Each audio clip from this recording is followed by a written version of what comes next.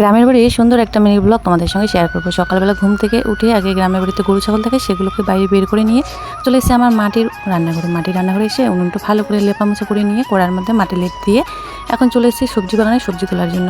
লঙ্কা বরবটি এগুলো তুলে নিয়ে তারপরে যাবো ব্রাশ করার জন্য। সকালবেলা উঠে আগে ব্রাশ না করলে ভালো লাগে না, ঘুম ঘুম ভাবটা যেন কাটতেই চায় না।